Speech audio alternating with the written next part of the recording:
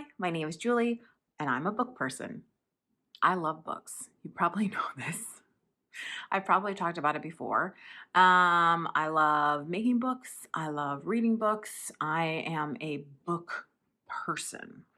Something I've been doing a lot lately is auditioning art books on my Kindles. I don't really like to own art books in digital form because I want to physically hold them, but I've been enjoying sort of looking at them that way. I do, of course, use the library, which is great too, to sort of see which art books I actually want to invest in and buy. Actually, one of the most recent library books that I took out, returned, and then bought my own copy is this one. So this book is called Collage Your Life by Melanie Mowinski, I think it is. Anyway, I thought it was a beautiful book, but more importantly, I thought that she really laid it out in a good way, thinking about teaching. A lot of times I buy books because I'm interested in how people teach different subjects, because I always learn from that. And I just appreciated the photography was great. I thought the writing was good. And it just felt like a book that I wanted to own because I was super reluctant to return it to the library. So I got it and it's going into my library, my personal library. I would say at any given time, I definitely have a book out from the library, if not several. And so this is the book that I currently have out from the library. The book is called Color and Pattern 50 Playful Exercises, and it's all about how to create patterns for surface design. And that's something I've done before, and that it's a well-written book. It's a little bit outdated just in terms of technology, but the basic pattern making stuff is true. But what I really got it for is because I like patterns and surface design patterns, and I just wanted to look through the photos. This is not a book that I want to permanently add to my library, but it definitely was a good and inspiring library book get. I love my local library. A book club is something that I do over in my art practice, where every cycle there's a book that we all read together, and then I usually do some sort of presentation on it so that people who haven't read the book, or maybe if they're, goes a little bit deeper or talks about sort of what I took away from the book. So that's what book club is. I do have some book club videos from that are here on YouTube that you can see if you're interested in that. One of the things I love about book club is that it has forced me to actually like do lots of the exercises from books. So a recent favorite of mine that I really enjoyed and I really liked the results from was making your own paintbrushes. Now it's the middle of winter here, so there wasn't a lot of natural fodder for me to grab, but luckily I had some house plants. And so, well, not house plants, I had some cut flowers. That's a better way to describe them. And so I pulled off a bunch of the leaves to make into brushes. So I'm going to make a paintbrush. I haven't tried this before, but this looks like it could be a paintbrush, right? I washed my leaves and my flower and then left them out to dry, and then I turned them into paintbrushes. And here I'm using a little bit of acrylic ink, just black acrylic ink, to see how the brushes work. I'm just using scraps of watercolor paper that I had left over from some bookmaking that I was doing, and I'm kind of just testing out how they look. Then I have some deli paper here that already had some white paint on it, and again, I'm just experimenting to see all the different kinds of marks that I can get with these fancy brushes. All in all, I'd say this was super fun. I had a really good time doing it. I would definitely do it again. I can't wait for spring because I want to do so many different things and test out so many different things. So if you're wondering if you should make your own brushes out of leaves, then go for it. I'll also say that I got my flowers from Trader Joe's. I love shopping for flowers at Trader Joe's. You can get an amazing grouping of flowers for so inexpensively. I mean, I feel like if you buy from a florist, it's so expensive, and I get it. The flowers are, already done and arranged and all that kind of stuff, and I completely respect that. But I also know that for like less than $20, I can have bouquets of flowers in my house if I go to Trader Joe's, and that's just so nice. Especially in the winter when there's nothing from the garden to bring in and, it feels kind of dreary. I feel like flowers really just perk up my mood. I even ended up doing my underpaper that I was working on because it had a couple stray marks on it, and I decided why not push it all the way and just really go to town. I think the thing I liked about these marks is they're so accidental, they're so unintentional looking.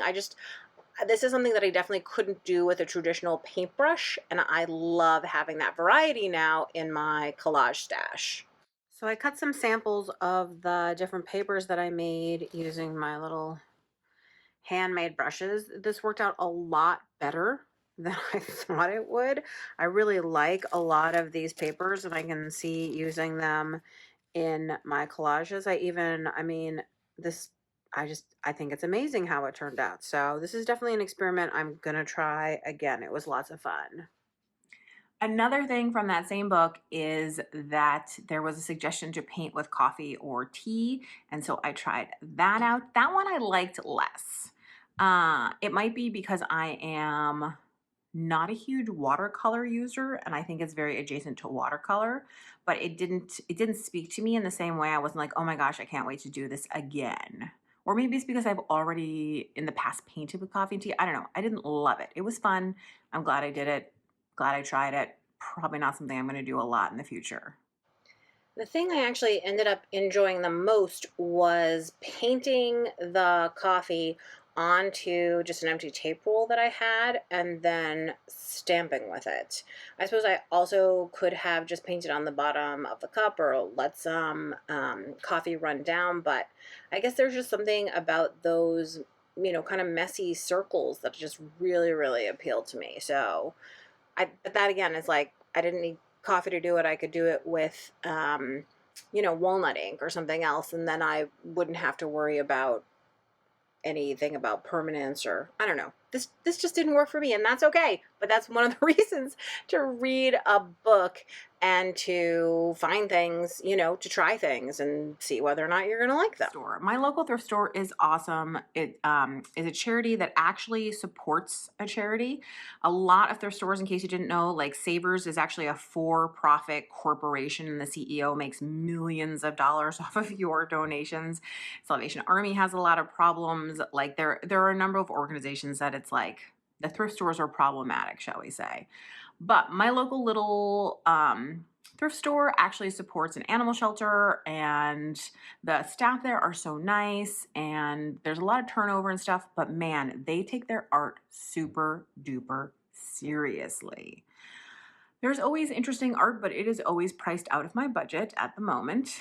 And I'm always so jealous when I watch online and I see other people buying like original old paintings, like just sitting in their thrift store for not much money. And that just doesn't happen here. So that makes me sad, but also happy because I'm glad that art is being appreciated and celebrated, but also sad because I want it cheap. I am my own worst nightmare. But when I was at the thrift store, I saw a book and well, I took some video. So this book was $1.99 at the thrift store today. And I was standing there and I couldn't remember whether I already own it. Isn't that terrible? I couldn't remember whether I had borrowed it from the library, looked at it online, or owned it. So now we're going to my bookshelf to find out if I already own a copy of this book. Okay, so let's turn on the light. All of my books having to do with color. Oh, I do own it, but I own it in soft cover, it looks like, not in hardcover. Well, $1.99 and now I have a copy to give away to a friend. This is one of those moments that makes me think I ought to like carry an Excel spreadsheet of all of the books that I own so that I don't do this again, because it's not the first time. I'm in my kitchen and my dishwasher is making a lot of loud noise. I don't know if you can hear it. So I have my March of Artist Books class coming up where we're going to learn 18 different book forms and then talk a lot about the system that I have for turning sort of your big idea and funneling it down into something very tangible that you can do and make into a book. And so I've been putting all the finishing touches on that class, which has been really fun and exciting. And I just can't wait to see what people make because, you always have an idea sort of what you think students will do. You ought to, if you're teaching, right? You need to have some sort of projection of how it's going to go. but you never really know until people show up and see what way their brain takes it. I think like there's something so magical about the fact that we all think differently. All handmade books are beautiful, but not all handmade books are artist books. Artist books are like a piece of art that is meant to be viewed as a piece of art. They may be used as a book, they may look like a book, they may hang from the ceiling, but they're book form things that are pieces of art, as opposed to making a handmade book, which often is beautiful and is an artwork, but is meant to be sort of filled and used and not like a standalone piece of art. That's kind of the difference. I hope I described that well. I hope you'll check out my March of Artist Books class. You can find the link down below. You can also find all the information at myartpractice.com. Do let me know, are you a person who likes to make books? Are you a person who likes to read books? Are you a person who likes to just look at books, collect books? Are you a book person?